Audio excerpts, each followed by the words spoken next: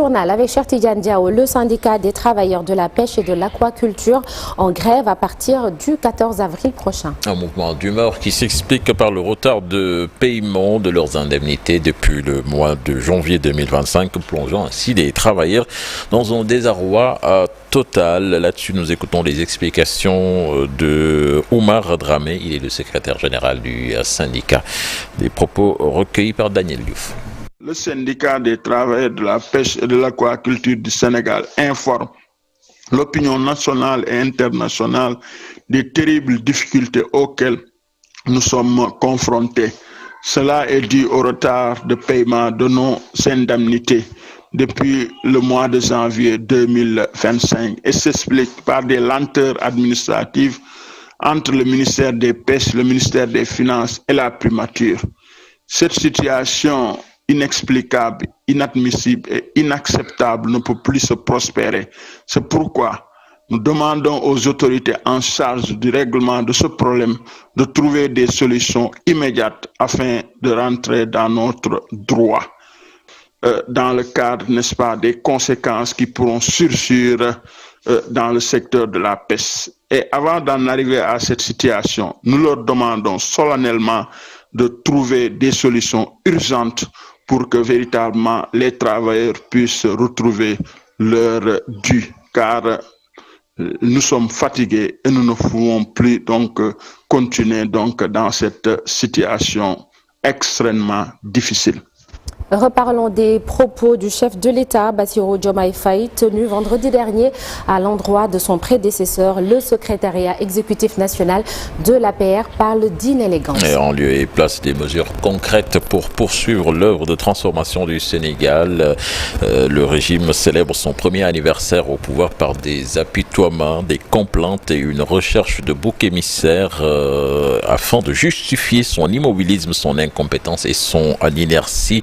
Toujours dans le communiqué du SEN, les apéristes exigent une clarification immédiate sur les réformes institutionnelles annoncées afin d'en évaluer l'opportunité au moment où l'urgence relève plutôt du faible pouvoir d'achat des ménages, des milliers de licenciements abusifs des jeunes, de l'insécurité galopante et des arrestations arbitraires d'hommes politiques et de chefs d'entreprise.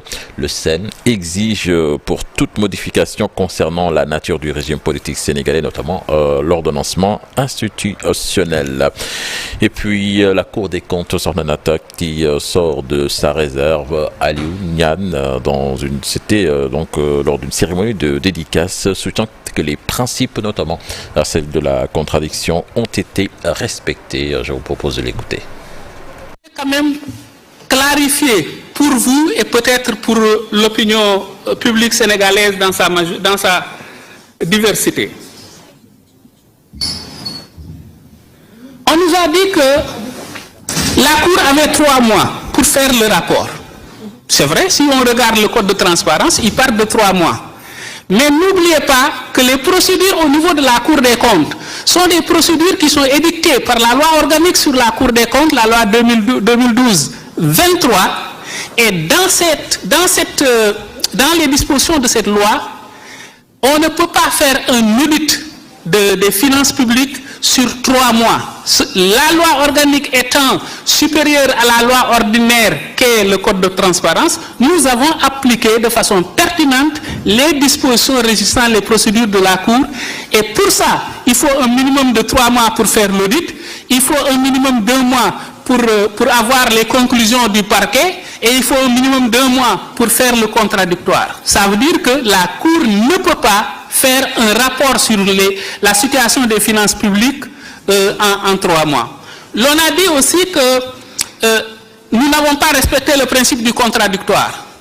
La loi organique sur la Cour des comptes dit que toutes les procédures de la Cour sont écrites et contradictoires. Ça veut dire que nous, tout ce que nous faisons, c'est à partir du contradictoire. Maintenant, lorsqu'on parle de l'audit sur la situation des finances publiques, ce n'est pas un audit qui s'intéresse à telle ou telle personne ou tel ministre. Il s'agit pour cet audit de mettre le curseur sur la situation des finances publiques en temps T, tout simplement. Donc, on ne s'intéressait pas aux ministres qui se sont succédés au niveau du ministère des Finances ou bien au niveau du ministère de l'Économie. Ce qui nous intéressait, ce sont les administrations qui ont produit les données et le contradictoire a été respecté avec ces administrations. Les gens ont dit que aussi le rapport n'était pas signé. Le rapport était bien signé. Nous ne pouvons pas faire un rapport. L'actu commentée, le président de la République a lancé hier la caravane nationale Space Bus. L'objectif est de parcourir le Sénégal jusqu'aux coins les plus reculés pour éveiller les consciences et susciter des vocations, surtout chez les plus jeunes.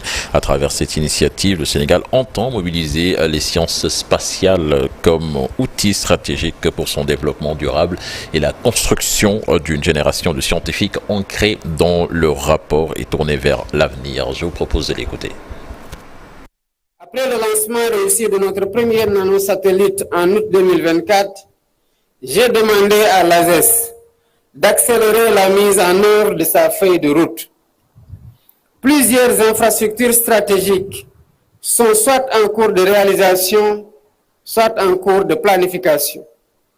À ce titre, un centre d'assemblage, d'intégration et de test de microsatellites, des centres de réception au sol de données satellitaires, un incubateur et un centre d'innovation technologique dédié aux startups spatiales, une station de surveillance de l'espace à Kédougou, un observatoire équipé d'un grand télescope à Humboldt et un musée de l'aéronautique et de l'espace. Ces installations offriront aux jeunes l'opportunité de se former, de travailler et d'entreprendre localement dans le domaine de l'espace. Elles constitueront par ailleurs un pôle d'attractivité pour les secteurs publics et privés, nationaux et internationaux, créant des emplois et soutenant la compétitivité de notre économie. Actualité des sports à présent, CAN U17, le Sénégal en quête d'une place en quart de finale et au mondial, cher Tidiane. Le match est prévu ce soir à 19h. Les Poulans de Pape Ibrahima Faye sont largement favoris devant l'équipe la plus faible du groupe, la Somalie. Le Sénégal devra gagner donc pour préserver la première place du groupe et se qualifier pour les quarts de finale et la Coupe du Monde de la discipline. Donc match à suivre ce soir donc à 19h. Et puis pour terminer, Nata lutte avec ce face-à-face chaud bouillant. Hier, c'était sur les antennes du groupe Futur Média de la TFM, IGFM, Boignan et Reug. Les deux lutteurs vont s'affronter le 29 juin prochain. Extrait de quelques échanges houleux donc à suivre. Ce sera dans le journal en Wolof. Et Elhadj Malick Thiandoum va certainement nous parler du bonnet de Reug demain, Inch'Allah. Merci beaucoup, cher Tidiane. On te retrouve tout à l'heure pour la version Wolof du journal et ce sera sous forme de brève. Ce matin, retour sur l'histoire d'Henri Chotan, chef du bureau des affaires indigènes à l'époque coloniale. Il a été tué par Serigne Dieye en suivant du prince du Kayor Diéry Fall. Celui-ci venait répondre à une convocation de l'administration coloniale qui l'accusait de trafic de captifs. Les faits se sont déroulés à Thiès. On en parle dans Un jour au Sénégal, un jour dans le monde. À retrouver également ce lundi, de quoi est-il le nom? Nous irons à la découverte d'une rue qui se trouve en centre-ville de Dakar et nous serons ce matin avec Yaye Koumba Ndiaye. La revue de presse, c'est l'affaire de Cheikh Diop et le temps qu'il fera avec la météo. Tout cela dans la première partie. Tout de suite, l'actualité internationale.